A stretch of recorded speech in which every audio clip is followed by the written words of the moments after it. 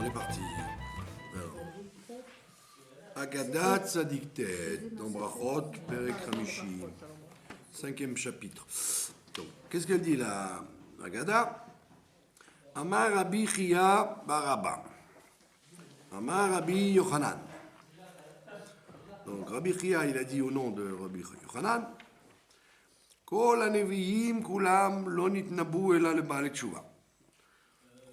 Tous les prophètes, ça on a lu aussi. Ouais, tous les prophètes n'ont prophétisé que pour les Baalei Tshuva. C'est-à-dire que qu'est-ce que c'est les prophéties? C'est des remontrances.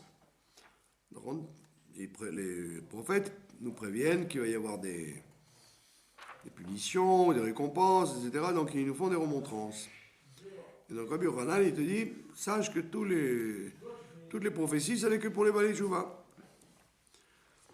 D'ailleurs, il y a écrit que, dans la Masechet Megillah, il y a écrit que quand le Mashiach viendra, tous les livres vont disparaître.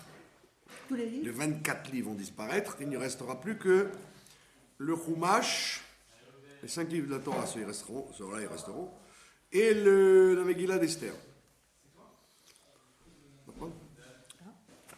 C'est-à-dire, on ne lira plus D'après ça, on ne lira plus les autres livres.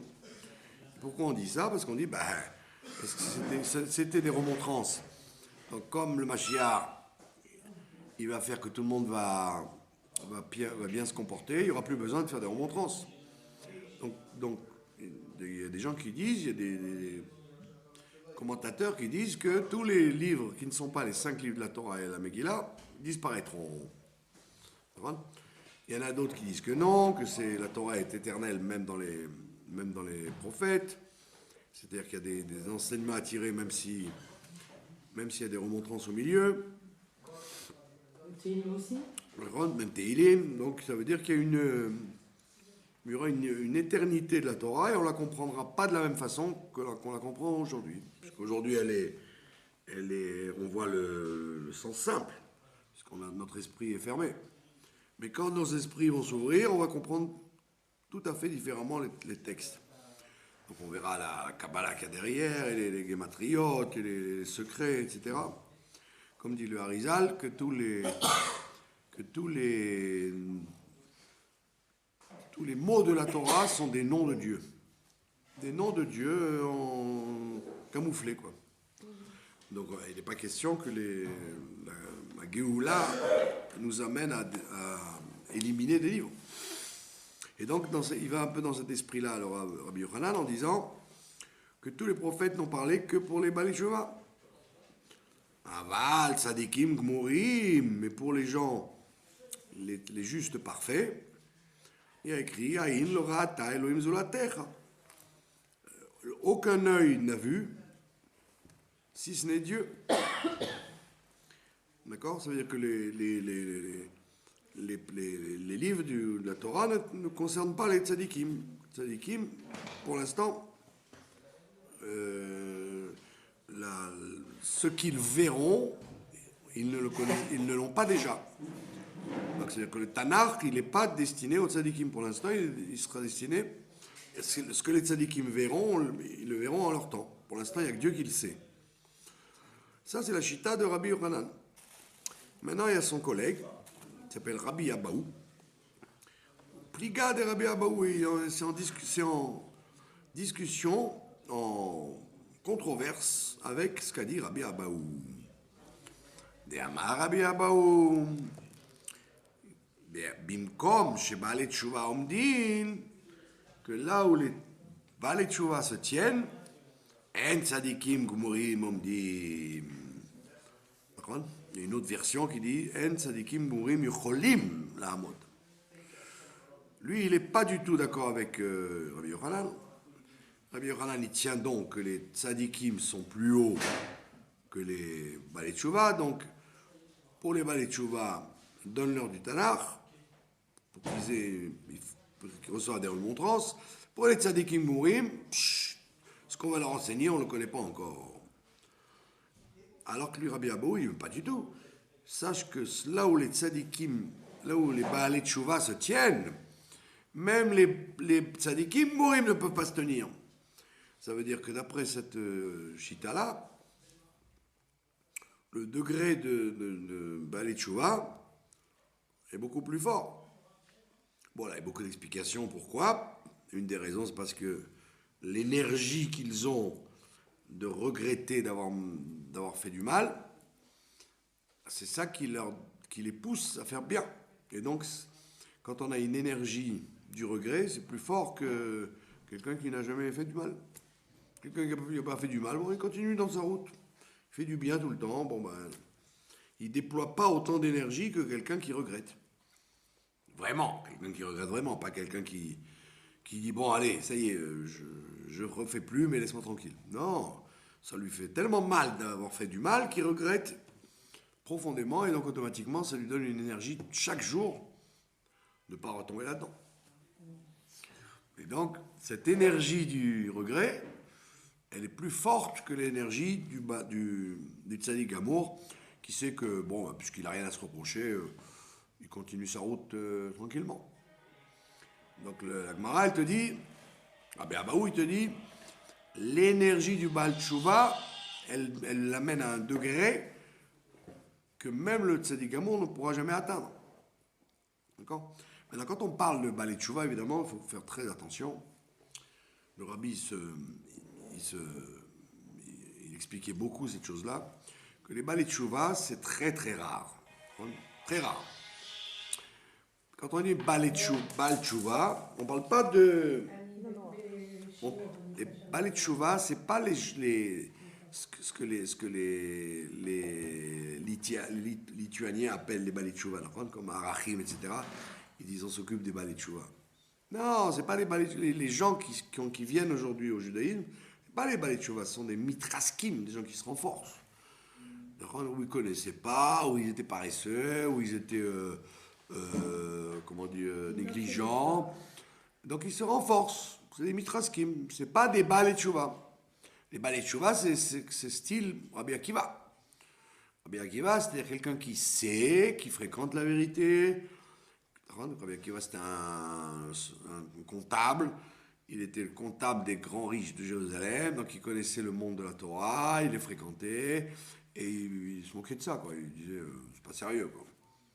Mais lui, c'est un Baal Tshuva, parce qu'il connaissait, et il a dit, il a cassé sa moquerie.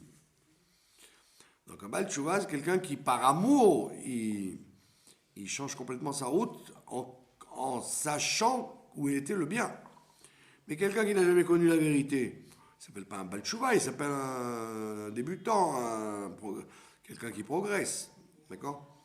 Quand en Israël, pendant 60 ans, on a sevré la jeunesse et la population, que la Torah, c'est des chiens qui mordent, les religieux, c'est des chiens qui mordent, la Torah, c'est pour le ghetto.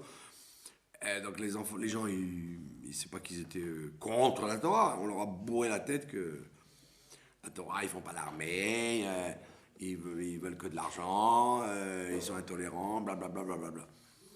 Donc on parle pas de gens qui ne savaient pas, comme des kibbutzim qui n'ont jamais ouvert un Sefer Torah ou qui ne savaient même pas ce que c'était ils mangeaient de la matzah à Pessah avec les pitotes à côté. On parle pas de ces gens-là. Ça, c'est des gens qui se sont renforcés, qui ont découvert. On parle des gens comme Rabbi Akiva. C'est-à-dire, très rares sont les gens qui sont comme Rabbi Akiva. Quelqu'un qui a fréquenté le monde de la Torah, qui a vécu là-dedans, etc.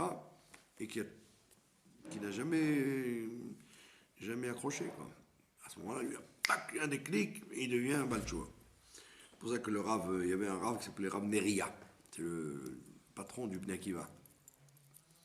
Un grand monsieur. Donc le Bnei Akiva, c'est un mouvement énorme quand même dans le monde. Il a fait beaucoup de travail pour la jeunesse. Et donc le rabbi, il a reçu beaucoup de fois ce Rav Neria et il lui a dit, vous savez, c'est pas tellement bien d'appeler ça les Bnei Akiva, parce que c'est faux, quoi. C'est Bnei Akiva, ça veut dire que tu prends des gens et tu en fais des âmes spéciales comme... qui sommes-nous pour nous appeler nous-mêmes les Bnei Akiva? Alvaï qu'on soit des bons juifs, quoi, avant d'être des Baal Tshuva. Donc c'est une formule un peu fausse de parler de Bali Tchouva en parlant des gens qui ne faisaient rien et qui commencent à faire. Donc là on ne parle pas de ça, on parle des vrais Bali Tchouva. Eux ils sont dans une situation où même les tzadikim mourim ne pourront pas être. Et ça il y en a très peu dans l'histoire. Il y a des histoires qu'on raconte sur des gens qui sont devenus des prêtres ou qui ont trahi le judaïsme pour fréquenter l'Inquisition. Et puis un jour, ils ont complètement pris conscience, ont fait tchouva. Ça, c'est en général mal terminé, puisqu'il fallait qu'ils nettoient les erreurs qu'ils ont faites.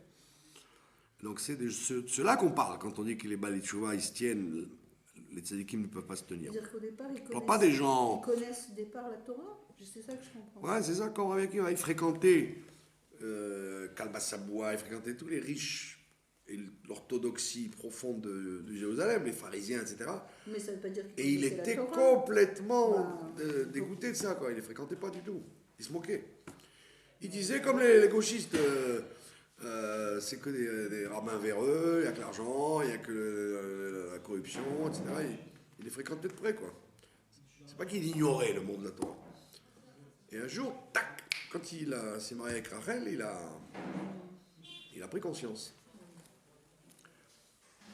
D'accord ? Il raconte lui-même, il dit quand j'étais loin, quand je voyais un Talmid Chacham, j'étais prêt à le mordre, comme un âne qui mord.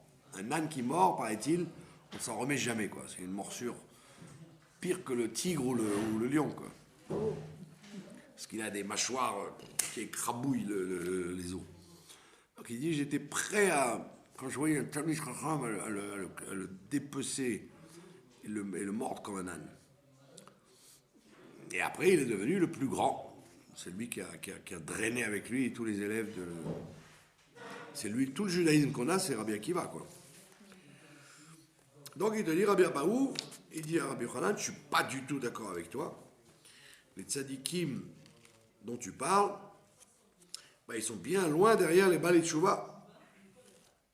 D'accord ?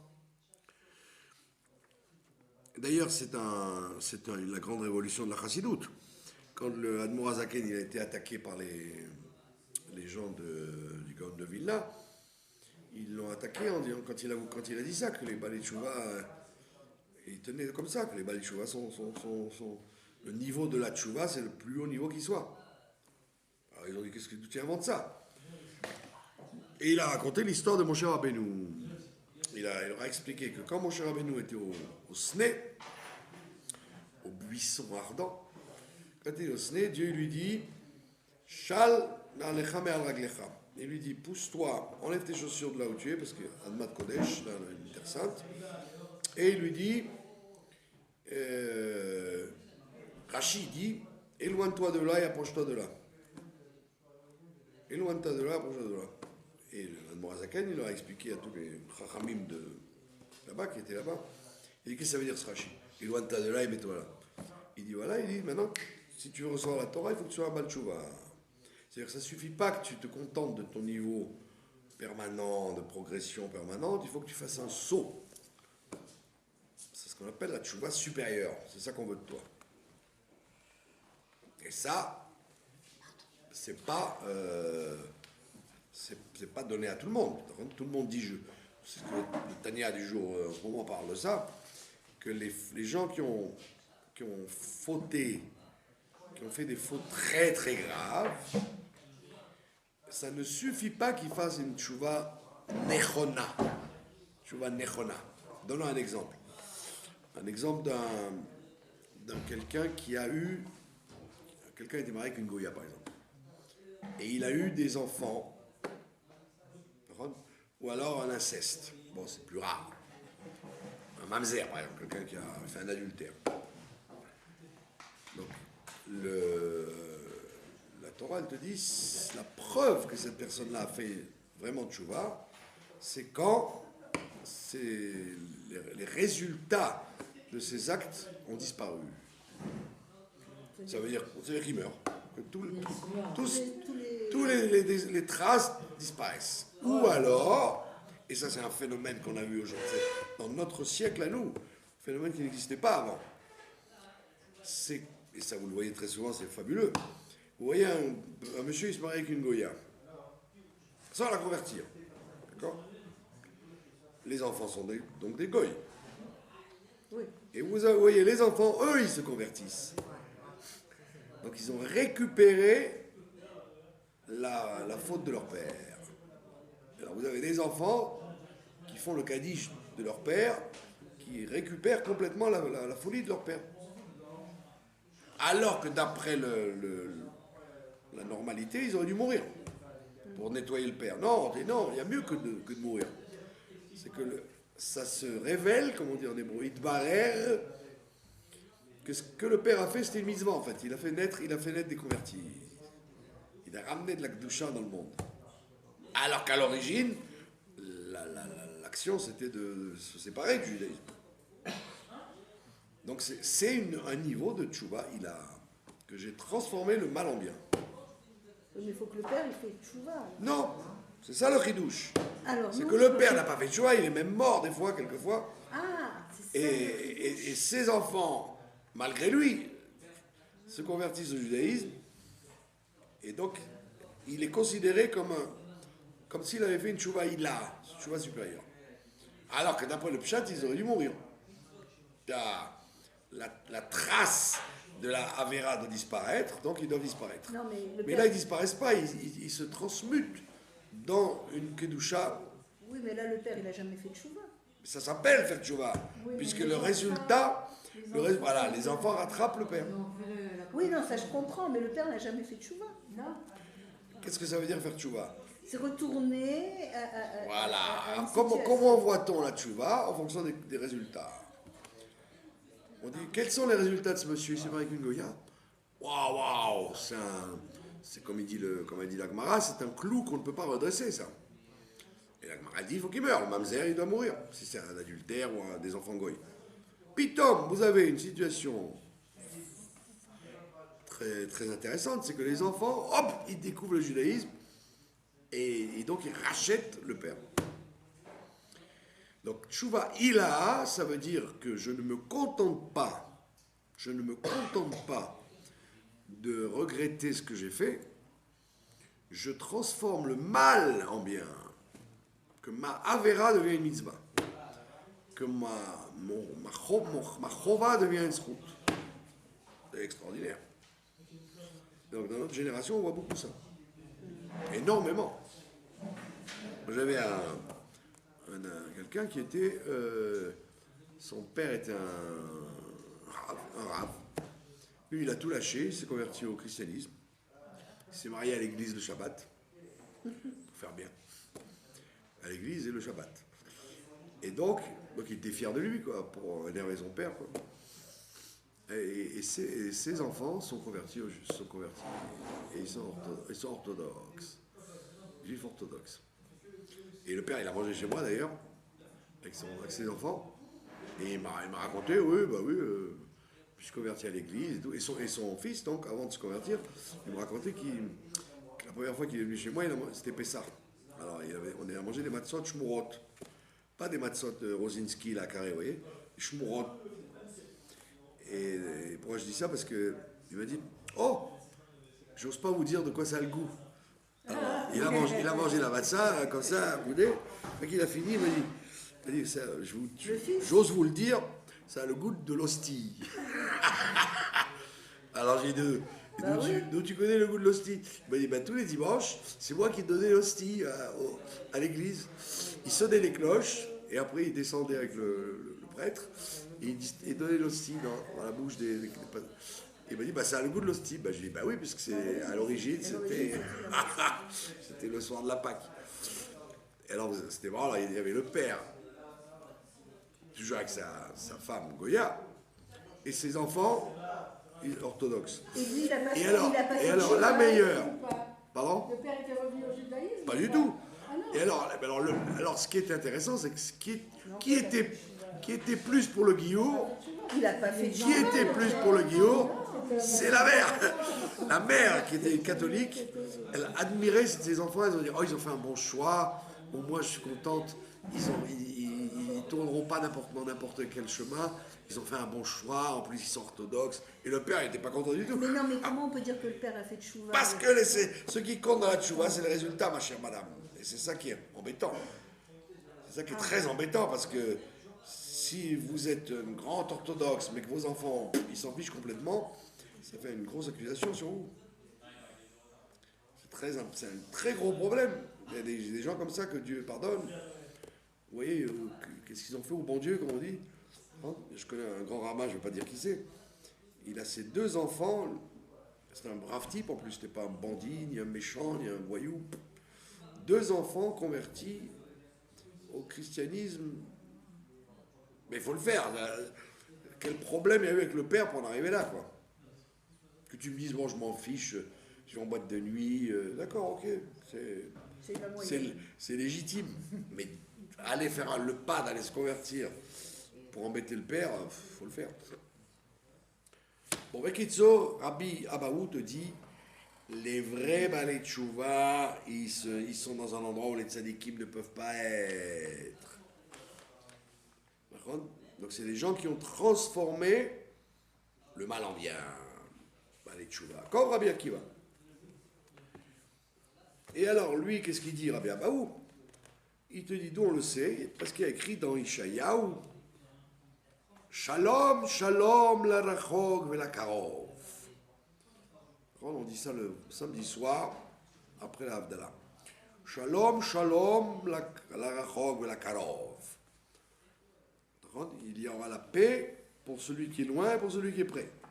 La rachog, beresha, on a mis celui qui est loin en premier. Ve'adar la karov, et après il a mis celui qui est proche. Donc là, Ishayahu te dit qu'il y aura le shalom d'abord au rachok, c'est-à-dire celui qui est un bal tchouva, avant celui qui est proche, le tzaddik gamour. Alors Rabbi Yochanan, il vient et dit, oh, tu as une façon d'expliquer à toi. Mais moi, Rabbi Yochanan, je ne suis pas d'accord avec toi, je dis autrement. Maï rachok, qu'est-ce que c'est pour moi quelqu'un qui est loin? Il dit, Shaya rachok, mais avera, mais ikara. Il dit, non, au contraire, le rachok, c'est pas le bal tchouva que tu mets avant le tzaddik, c'est celui qui, toute sa vie, il était loin de quoi? De la avera. C'est-à-dire le tzaddik. Lui, il interprète le même verset différemment. Il dit, shalom, shalom, la rachok, aussi bien celui qui est loin de la avera, que karov, que celui qui est proche de la avera. Donc Rabbi Yochanan, il te dit, non, le tzaddik, il est avant le bal tchouva, parce qu'il est loin de la avera. Et Maïkarov, qu'est-ce que c'est celui qui est proche? Celui qui était proche de la Avera au début. Benitrachek mimena ashtai qui s'en est éloigné maintenant. Donc c'est Rabbi Yochanan, il te dit non, le pasuk je l'interprète pas du tout comme toi. Le loin, c'est le loin de la Avera. Et le proche, c'est le Bal Tchouva qui vient de revenir. Donc c'est-à-dire que c'est une discussion métaphysique entre le Rabbi Abaou et Rabbi Yochanan. Qui est ce qui est plus important, le tzaddik gamour, celui qui n'a jamais fauté, ou celui qui est Bal Tchouva? Rabbi Yochanan, c'est un peu comme les taïm, celui qui n'a jamais fauté, il est beaucoup mieux que celui qui a fauté et qui est revenu. Et l'autre, c'est le chassid. Rabbi Abaou, c'est comme le chassid. Il te dit, celui qui a fauté et qui est revenu, ouf, c'est 100 fois mieux que celui qui a toujours été proche. Vous connaissez la plaisanterie. La plaisanterie, enfin, il y a une chanson. C'est pas une chanson d'ailleurs, c'est un nigoun. Un nigoun que les gens ils chantent pendant les 10 jours de pénitence. Alors. Quoi? Attends, il va nous le dire. Eh oui, attendez. Attends, il va parler. Alors la chanson elle est comme ça. Tu vas. Alors il dit אלו ואלו אומרים אשרי מי שלא חטא. אלו ואלו אומרים אשרי מי שלא חטא. Alors les litaïm, qu'est-ce qu'ils disent? ומי שחטא, חטא, חטא, חטא, חטא, ישוב. Celui qui a fauté, il reviendra. Et les chassidim, ils disent, Umishechata, Yashuv, Yashuv, Yashuv, Yashuv. Il répète 100 fois Yashuv, les autres ils répètent 100 fois Chata. Qu'est-ce qu'ils répètent les autres? Les autres, ils disent celui qui a fauté, il reviendra. Ça veut dire l'essentiel, c'est parce que tu as beaucoup fauté que tu reviens. Alors que les chassidim, ils disent celui qui a fauté, il reviendra. C'est-à-dire que pour une petite faute, sans arrêt, on revient. Donc c'est en fait deux chitotes. Et on voit bien dans l'histoire, dans l'historique, malheureusement, dans le monde orthodoxe, le vrai Baal Tshuva, et les gens ils aiment bien les gens qui reviennent parce que c'est de la pub pour leurs institutions, prendre des anciens bandits et les montrer comme des rabbinim. Mais Nagid, qu'on parle d'un vrai Baal Tshuva, c'est-à-dire un rave qui s'est mal comporté et qui fait Tshuva, il est grillé. Il est grillé dans le monde orthodoxe. Imaginez-vous, on rapproche l'ancien vendeur de drogue ou l'ancien gangster. On dit, Khazar Bichouva, on le fait parler, on l'encense et tout. Il raconte sa vie, etc. Mais là, vous prenez un rave qui était toute sa vie religieux, et puis un jour il tombe. S'il revient, les gens, ça y est, il est grillé, il est braqué. C'est-à-dire il y a une espèce de côté impardonnable. Alors quoi, le chemin n'existe pas. Il y a des milieux où non. Mais c'est pas par rapport aux hommes, là, c'est par rapport à Dieu. Parce que je vous parle par rapport à Dieu, d'accord, mais dans le monde, dans la vie, vous avez des réactions très, très, très difficiles. Imaginez-vous que quelqu'un quitte la Torah. Vous croyez que les enfants ils vont trouver des shidduchim facilement et on va les rentrer dans les séminaires? Oui, mais c'est la conséquence. Votre père, il a fait de la prison. Ah bon? Je ne sais pas si on aura de la place.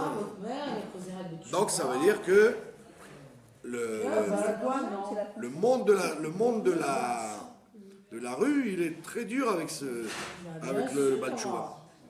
Mais c'est pas le monde de la rue, c'est Akadosh Baruch Hu qui a décidé que cette personne... On va commencer avec Akadosh Baruch Hu. Mais oui, parce que... Le monde de l'orthodoxie s'en fiche d'Akadosh Baruch Hu. Il se préoccupe du côté social.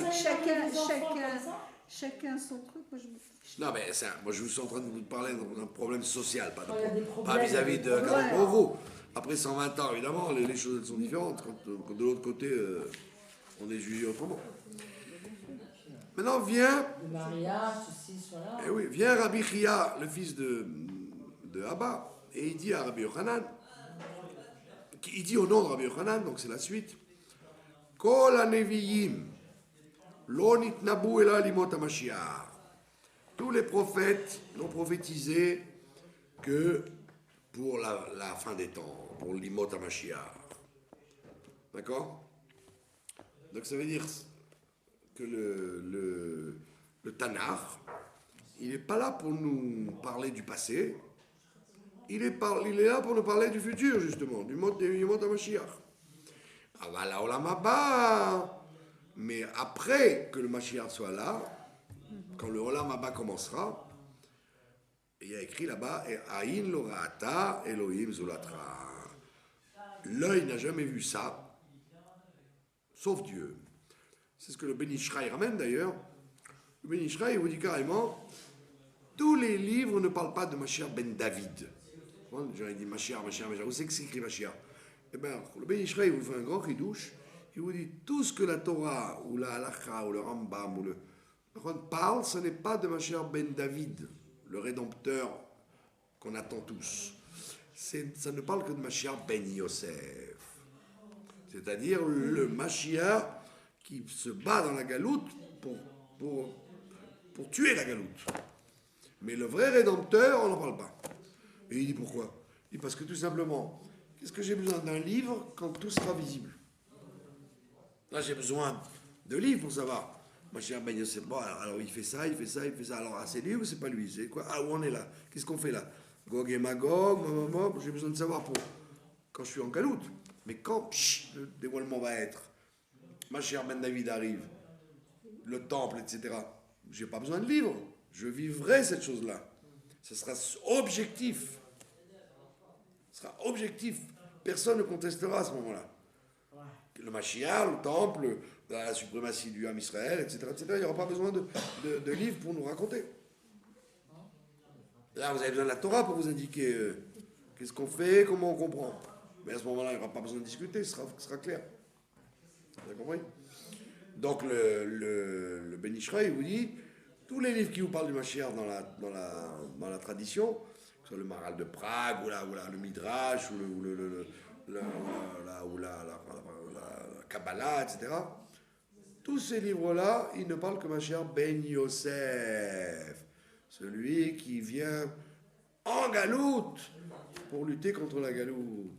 Mais le vrai rédempteur, Ben David, lui, on n'en parle pas.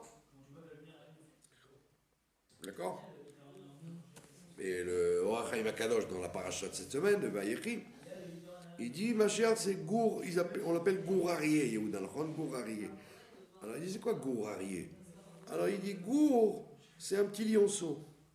Arié, c'est un lion, toute sa force. Alors il dit, le Mashiach, ce sera Gour Arié.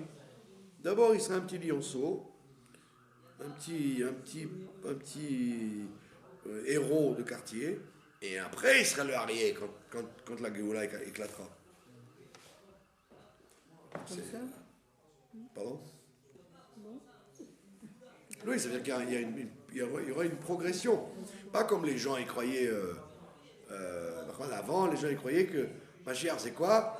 C'est un bonhomme habillé en blanc qui descend de Tzfat, là-bas, ou de Tibériade, descend de la montagne avec un chauffard, et tout le monde le reconnaît, sans savoir qui il est, qu'est-ce qu'il sait, qu'est-ce qu'il a fait, La tradition elle dit non, c'est pas ça. Mashiach, ça ne peut pas être ça. C'est pas un hurluberlu qui arrive sans qu'on le connaisse et tout le monde l'accepte. Vous avez vu, vous, une fois dans l'histoire, quelqu'un qui a été accepté par tout le monde, des gens qui sont acceptés par sa communauté déjà. Vous avez déjà vu un personnage à travers l'histoire depuis Abraham Avinu qui est accepté par tout le monde? Il n'y a pas de raison que... Ben oui, même Moshe Rabbeinu, même David Ameller, c'est des guerres avant d'être connus. Donc il n'y a pas de raison que Mashiach il soit différent de ça. Donc, mais dès qu'il y aura le dévoilement ultime, alors là, ok, là tout le monde dira, eh ben voilà, c'est ça. Donc il te dit, c'est ce qu'il te dit là, il te dit, tous les livres du Tanakh ne nous parlent que de Yemot HaMashiach, des jours préparatifs. Mais le moment de Yemot HaMashiach, ce qu'on appelle le Olam Haba, aucun œil ne l'a vu et aucun œil ne peut en parler. Puisqu'on ne peut pas s'imaginer de quoi il s'agit. Comme je vous l'ai déjà dit l'autre fois, je vais vous donner cet exemple.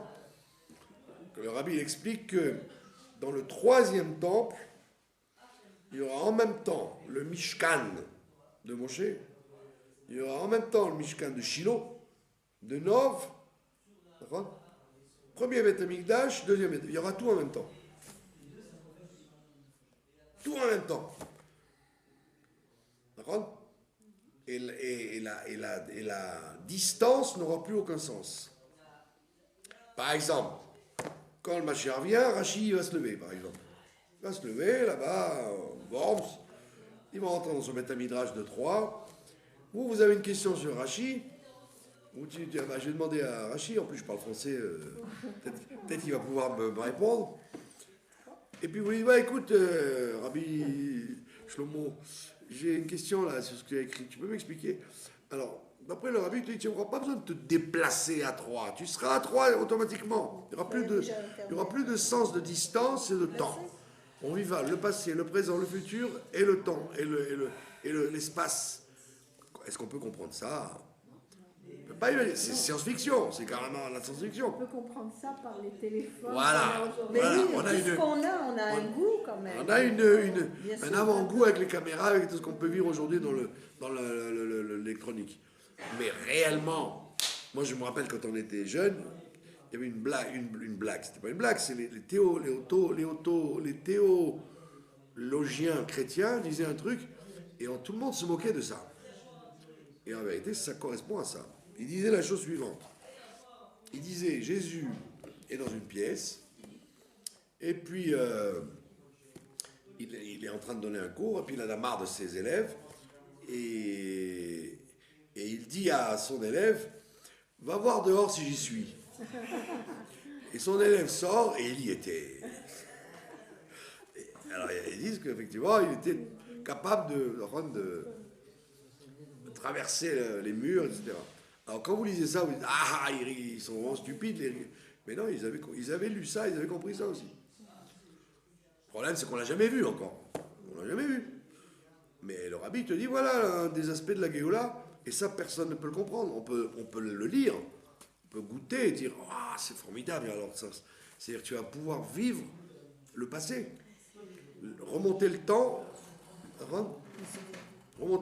alors non, alors que nous, le temps... Il y a déjà eu des cas comme ça. De remonter le temps. Non, mais il y a déjà eu des cas où les grandes sadikim ils se retrouvaient pour étudier ensemble alors que... Oui, mais les grandes sadikim, c'est des exceptions historiques. Oui. Mais là, on parle que ce sera répandu à tout le monde. Oui, d'accord, mais enfin, on a déjà... On dit pas que le phénomène n'existe pas. Il existe, mais il n'est pas donné à tout le monde. Puisqu'on te dit, l'œil ne l'a pas vu. Et voilà. Mais très souvent, on a du mal à dire que c'est réalisé, quoi. Et là, il te dit, voilà, aucun œil n'a pu voir ça, pour l'instant. Oui, c'est comme une espèce de dimension. On est bloqué dans les dimensions. Et la Géoula, c'est que, paf, ça y est, il n'y a plus de blocage. Et donc, il te dit, lui, carrément, Rabbi Yochanan, toutes les prophéties ne parleront que de cela. Ne parle pas de cela, ne parle de choses qui sont appréhendables. La guerre de Gog et Magog, le fait que le Ham Israël va revenir sur sa terre, tout ce que vous voyez, tout ce qu'on peut voir, ça on en parle. Mais ce qui sera extraordinaire, on n'en parle pas parce qu'on ne peut pas l'expliquer puisqu'aucun œil ne l'a encore vu. Moi, je trouve que quand même... Et ce qui est intéressant, c'est que même les morts ne l'ont pas vu. Oui, moi aussi. Même les morts ne l'ont pas vu. C'est-à-dire que même les gens qui sont aujourd'hui dans le Gan Eden, vous auriez pu dire, ben voilà, ils sont là-bas, là. Non, ils sont encore ils sont limités aussi dans leur monde de Gan Eden. C'est pour ça que ça traîne tellement. Ça a mis 2000 ans parce que c'est un phénomène tellement formidable. Moi, je trouve qu'on avance bien. Pardon ? Oui, moi, quand je me pose une question sur vous avancez bien au niveau intellectuel. Mais ça fait rien, c'est pas vrai que ça commence. Intellectuellement, vous appréhendez. C'est vrai que votre grand-mère, si vous lui avez dit... votre grand-mère, moi je me rappelle quand on a vu les Américains atterrir sur la Lune en direct, c'était fabuleux en 69.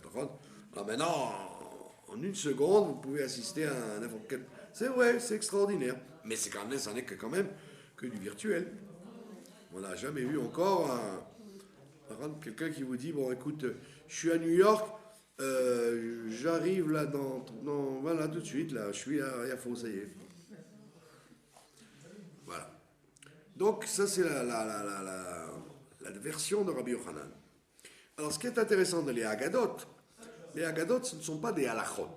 Dans les halachot, si vous avez deux shitot, automatiquement la halacha, vous avez choisi une. Dans la halacha, c'est comme celui-là ou comme celui-là. Vous allez suivre après, vous prenez le Bet Yosef, le Shulchan Aruch, il va vous dire comme lui. Mais dans la Haggadah, il n'y a pas ça, il n'y a pas de choix. On n'est pas obligé de choisir. Il n'y a pas de choix. Il ne faut pas dire celui-là il a raison, celui-là n'a pas raison. Non, dans la Haggadah, tout est vrai. Toutes les opinions sont réelles. Maintenant, vient Shmuel. Shmuel, il n'est pas du tout d'accord ni avec Rabbi Yochanan, ni avec Rabbi Abaou. Et qu'est-ce qu'il dit Shmuel ? Il dit une chose tout à fait terre à terre. Il dit Ein ben haolam hazeh limot hamashiach. Lui, Shmuel, il dit la seule différence qu'il y a entre ce monde-là et le monde du Mashiach est la shibud malchuyot bilvad. C'est qu'on n'aura plus le poids des goïms sur notre terre. Ça serait déjà bien. Il dit c'est pas plus que ça. C'est ce que Rambam midi. Exactement. Ça veut dire que la Chita de Shmuel, il dit va pas chercher aucun œil n'a vu. Moi, je te dis beaucoup plus simple. Et déjà, à l'époque de Shmuel, c'était révolutionnaire de dire ça. Qu'on n'aura pas le poids des goïms sur notre tête. Vous voyez bien qu'aujourd'hui, malgré le fait qu'on pourrait lever la tête, etc., qu'on le veuille ou non, on a quand même le poids des goïms sur notre tête.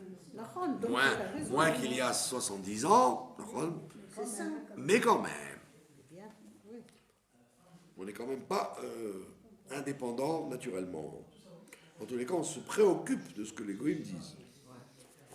Et lui, voilà, Shmuel dit, voilà le chidouche énorme de la Géoula. Il a dit en un mot, c'est tout ce qu'il faut. N'oubliez pas que Shmuel, il vivait juste avant Mohammed, c'est-à-dire c'est après, vers la fin de la rédaction du Talmud, au 7e siècle. Donc ils avaient connu les Romains, ils avaient connu Aaron, et les Juifs, ils étaient dans une sale passe. D'accord ? Partout, ils étaient en galoute, quoi. D'accord ? Oui, c'était un moment très long. Chez Nehemar, comme il est écrit dans Dvarim, Ki lo yerda levion mikerev haaretz. Il ne s'arrêtera pas de les pauvres sur la terre. Donc il dit, lui, donc c'est ce que le Rambam nous dit d'ailleurs, que le monde sera olam que minago noeg. Le monde se comportera de façon tout à fait normale. Mais le chidouche visible, c'est que les goïms ne nous mettront plus la pression. D'accord ? C'est déjà pas mal. Ça Ah, commence. ouais. Il dit qu'il y a ça veut dire qu'il y aura encore des pauvres. Donc s'il y a encore des pauvres, c'est que le monde est comme toujours. D'accord ? Donc la chassidoute, elle dit, toutes ces chitotes-là sont vraies. C'est pas qu'il y a un qui dit juste et l'autre qui dit pas juste.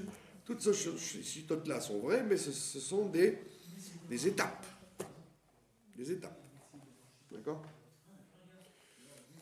ואמר רבי חייא בר אבא, אמר רבי יוחנן, כל הנביאים כולן לא נתנבאו אלא למסיביתו לתלמיד חכם. Lui, Rabbi Chia, Rabbi Yochanan, il te dit, tu sais, il ne faut pas aller chercher midi à 14h, les prophètes n'ont raconté qu'une seule chose, que quelqu'un puisse faire épouser sa fille à un Talmid Chacham. Ça veut dire quoi ? Que les grandes prophéties, c'est d'arriver à des événements intéressants, que tu puisses marier ta fille avec un Talmid Chacham. Ça veut dire Ça veut dire, ne va pas chercher des trucs, phénomènes cosmologiques énormes, là, le monde a changé, aucun œil n'a vu ça, les goïms nous embêtent plus. Non, tout simplement un truc pachout, qui est que tu puisses donner ta fille à un Talmid Chacham. Ou le osé pragmatia le Talmid Chacham. Et aussi de faire du business à un Talmid Chacham. Comme il y avait à Chavetz Chaim, il avait une épicerie, il avait une macolette. Et il vivait comme ça, donc tout le monde venait chez lui. Et un jour, il y a un autre qui a ouvert une épicerie. Et le pauvre, il n'arrivait pas à s'en sortir parce que les gens ils disaient non.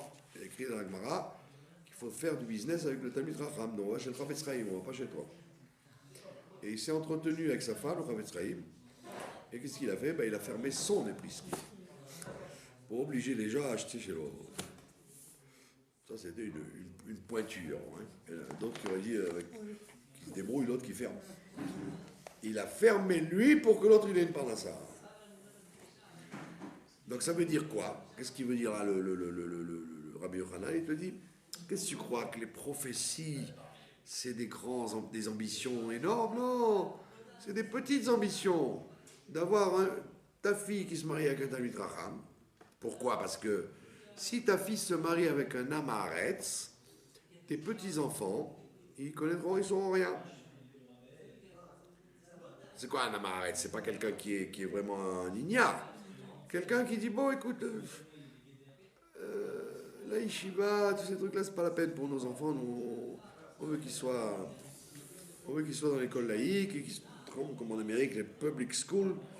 Un peu quelques heures de Kodesh, comme nous, il y avait en France le Talmud Torah, le jeudi et le dimanche, et ça suffira.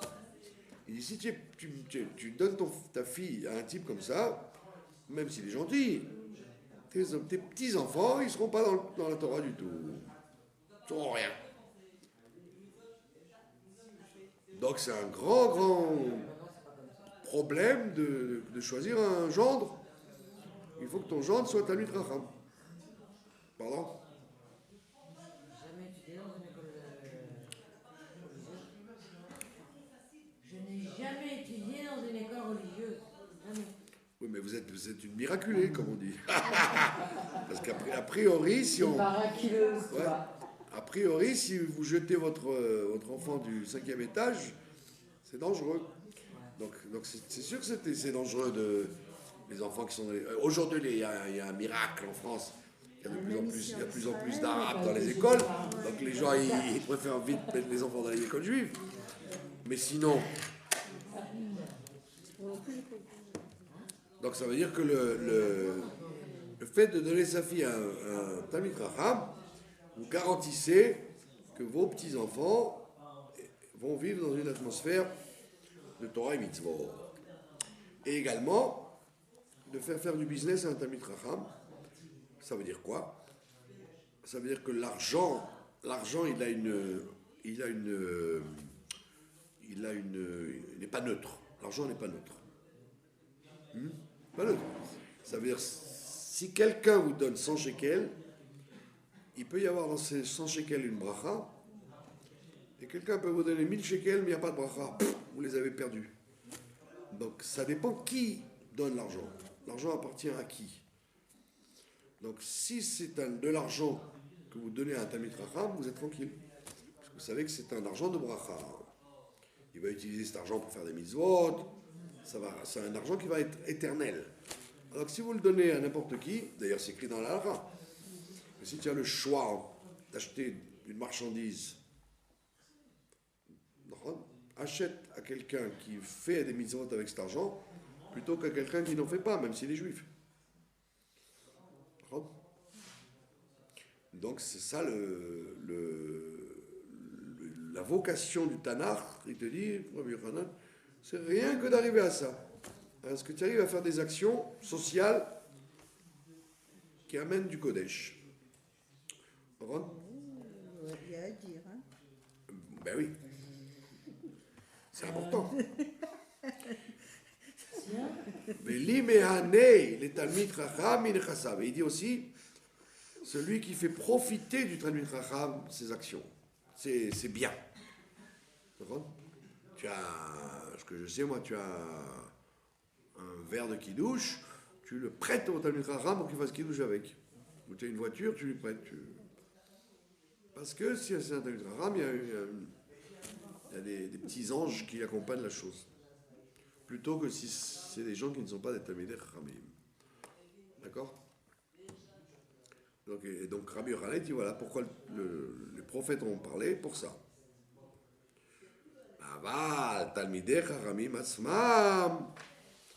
Il dit mais eux, les Talmidei Chachamim eux-mêmes, eux, ce qu'ils font, le salaire qui leur est accordé, aucun œil ne l'a vu. Ça veut dire qu'il y a ton salaire à toi parce que tu as donné ta fille à un Talmid Chacham, tu as travaillé avec lui, tu l'as fait profiter de tes affaires, et il y a un salaire plus grand, c'est celui que les Chachamim ils ont eux-mêmes. Ça, personne ne peut savoir de quoi il s'agit. Le Gan Eden des Talmidei Chachamim, un Gan Eden que personne ne peut comprendre. C'est pour ça qu'il y a écrit d'ailleurs, je ne sais pas si vous avez été une fois dans le Dan Panorama, dans un Gan Eden, que non. Au Dan Panorama, il y a un ascenseur en verre. Oui, il y a des hôtels comme ça où il y a des ascenseurs en verre. Ah oui. Donc vous voyez les gens monter, vous les voyez dans l'ascenseur. Et ben le Gan Eden, c'est comme ça. C'est comme un ascenseur. Donc le jour du Shabbat, par exemple, les tzadikim, les gens qui ne sont pas les tzadikim, ils ont le droit de monter en ascenseur en verre. Du Shabbat Le Shabbat. avec un galet. Vous êtes dispensé de faire des plaisanteries oiseuses. Donc ils montent dans l'ascenseur et à travers le verre, on les voit. Vous avez le droit de voir comment les Chachamim, ils étudient la Torah pendant le Shabbat. Mais rien qu'à travers le verre. Ni vous entendez, ni vous comprenez. Et une fois que le Shabbat est fini, on fait descendre les gens, on les ramène au Gehinom ou alors Gan Eden à eux. Donc, il te dit, voilà, l'œil ne voit pas, on leur montre, tu sais, voilà, Shabbat, tu vois. Tu as vu là-bas, Rashi et le Rambam, ils sont en train de... ils sont en train d'étudier là-bas, c'est extraordinaire, il y a la lumière et tout. Une fois que Shabbat est fini, hop, Veo Rachom, tac, on redescend. Donc c'est ce qu'il dit, le niveau du Talmud Chacham dans le Gan Eden, aucun œil n'a pu le voir. Par contre, c'est pour ça que la Gemara, elle te dit qu'il faut toujours... Il faut insister sur l'étude de la Torah parce qu'on ne se rend pas compte de ce qui se passe après. Le Gan Eden des gens qui font les mitzvot n'est pas le même que ceux qui étudient la Torah. Ceux qui étudient la Torah, ils ont un Gan Eden autrement. Et donc toute la vie, on la gâche des fois en s'occupant de bêtises, alors que si on avait étudié la Torah, on serait dans le Gan Eden supérieur. Et des fois, on se dit, bon, allez hop, c'est pas grave, je fais les mitzvot. D'accord? Et assez l'imchakelo, et ça, c'est réservé à celui qui attend le grand jour. Il dit, Maï aïn lorata, c'est quoi ça, l'œil qui n'a jamais vu? Amar Yoshua ben Levi, tu m'as déjà plusieurs fois dit, l'œil qui n'a jamais vu. Mais c'est quoi l'œil qui n'a jamais vu? Rabbi Yoshua ben Levi te disait, Yain Ameshumar, c'est le fameux vin qui est mis de côté, Ba'anavav, dans ses raisins, Mishechet Yemei Bereshit. Il y a un vin particulier qui a été préparé par le bon Dieu depuis les 6 jours de la création et il est conservé pour donner aux tzadikim quand le Mashiach va venir. Yain Ameshumar. Un vin particulier qu'on mangera avec le Léviathan et le Shorabar. Il a parlé de l'œil, il dit que D'accord. c'est du vin. Ouais, du vin. C'est quoi comme vin? Ouais, on verra bien. On verra bien C'est quel quoi sort. comme vin? Le vin. Du vin. Du vin? Du vin rouge qui est conservé depuis les 6 jours de la création. Qu'est-ce que l'œil n'a jamais vu? C'est le vin, c'est ce vin-là? Ouais, ce vin-là qui est réservé Ah, ok. à tous les tzadikim. Ah, ok. Ça y est. Avant enfin pas avant, au moment du repas du Mashiach. Le fameux repas où il y aura, comment il s'appelle, David Amelech, qui fera le Zimoun, avec Abraham, Yitzhak, Yaakov, etc. Un grand moment. D'accord? Reish Lakish, il y en a qui disent, c'est Rabbi Shmuel Bar Nachmani, il dit, mais non, l'œil qu'on n'a jamais vu, c'est pas ce vin-là. L'œil qu'on n'a jamais vu, c'est le Éden. Il y avait monsieur Adam Arishon qui était dans un endroit qui s'appelait le Gan, qui venait du Éden. Il était dans un endroit qui s'appelait le Gan. Un endroit physique qu'on appelle le Gan, et ce Gan provenait du Éden. On l'appelle Gan Eden, en réalité, ce n'est pas son nom. C'est le Gan qui vient du Éden. Éden, ça veut dire, par contre, Adin, Adinout. Eidoun, ça veut dire quelque chose de délicieux, de fin et délicieux. Donc c'est le monde du Éden, c'est le monde du délice. Et monsieur Adam Arishon, il était dans le Gan, c'est-à-dire dans un dérivé de ce délice. Et cet idiot, notre ancêtre, il a tout gâché. Il a tout gâché. Au lieu de profiter du Éden après, en rentrant dans le Shabbat, il a été chassé du Gan, carrément. Et donc, on déguste à cause de lui. Mais comme dit la Chassidoute, On déguste un peu de nous. Hein. quand il va se lever, on aurait pu lui jeter des pierres, par contre. Chacun aurait pu lui jeter une grosse pierre, en disant espèce d'idiot, à cause de toi. Et en vérité, la Chassidoute a dit non, mais attends. Chaque Yetzerara de chacun, il avait en lui. Donc quand il va se lever, le pauvre Adam Arishon, tu vas dire, oh papy, c'était moi ton orteil, c'était moi ton bras gauche, ton bras gauche. Donc on n'osera pas lui parler mal, puisqu'on verra en lui tous les Yetzerara de toute l'humanité qu'il avait en lui, le pauvre. Et donc il avait un mal fou à résister à ça. Ah oui, ça. Et donc on n'osera pas le critiquer, parce qu'on verra en lui, on se verra en lui, nous, on se verra. Oui, c'est ça. Et on dira, bah oui, bah tu as vraiment du mal, hein, on comprend. Et donc, le Eden, c'est un niveau, un monde particulier du délice, et que personne n'a pu goûter pour l'instant. D'accord? Même quand on dit que... Vous connaissez cette histoire hyper connue, quoi. Il y avait Rabbi Menachem Mendel de Vitebsk, qui devait remplacer le Baal Shem Tov. Non, qui devait remplacer le Maguid. Après le Baal Shem Tov, il y a le Maguid de Mezrich, et tous les élèves du Maguid, Chevraya Kadisha, ils ont nommé Rabbi Menachem Mendel de Vitebsk. C'était le plus sage, le plus aimé par tout le monde. Et comme le Maguid lui avait dit de ne pas le remplacer, donc il est parti. Il y avait des marlocotes à n'en plus finir. Et lui est parti à Tibériade. Il a fait son alia, il est parti à Tibériade. Ah oui, c'est de lui que parle. Rabbi Menachem Mendel de Horodok, qui s'appelle aussi. La Vitebsk. Tania. Pardon? C'est de lui que parle la Tania Dans une lettre, oui, d'accord. Et là-bas, on raconte une histoire qu'il y avait un Mashiach qui est venu là-bas à Tibériade. Et tout le monde est venu chez Rabbi Menachem Mendel pour lui dire « Aouh, ça y est, Mashiach est venu ». Et alors on raconte qu'il a... Il dit « bon ». Alors il ouvre la fenêtre et puis il respire l'air dehors. Il dit « non, le Mashiach n'est pas venu. C'est un plaisantin, quoi. » Il referme la fenêtre. Et alors, la femme du rabbi, elle pose la question. Elle dit, pourquoi il a besoin de sortir pour aller ouvrir la fenêtre Alors elle dit, parce que dans sa chambre à lui, Mashiach, il était. Mais est-ce que dehors il était? Non. Donc il avait besoin de vérifier si l'odeur qu'il y avait dans sa chambre de Mashiach, elle était répandue dans la rue là-bas.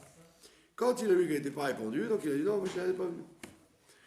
Alors vous aurez dit, ben voilà, des gens comme lui, ils n'ont pas besoin, voilà. Et il l'aura atteint, voilà, lui, il a vu, l'œil a vu. On a dit non, c'est pas parce que les tzadikim, certains tzadikim, ils ont eu droit à avoir leur Géoula pratit, le Géoula personnel à eux, qu'ils vont rien gagner de la Géoula du Ham Israël. Ah oui, Non, bien sûr qu'ils vont gagner. ça va être complètement différent, même pour eux.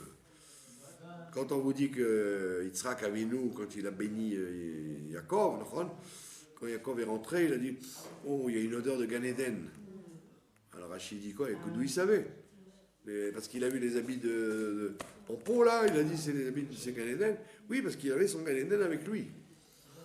Donc le Gan Eden de Yitzhak, il se promenait avec lui, mais c'est évident que même Yitzhak Avinu, quand il va se lever à la résurrection des morts, il va dire, mais c'est un autre monde dans lequel je suis maintenant.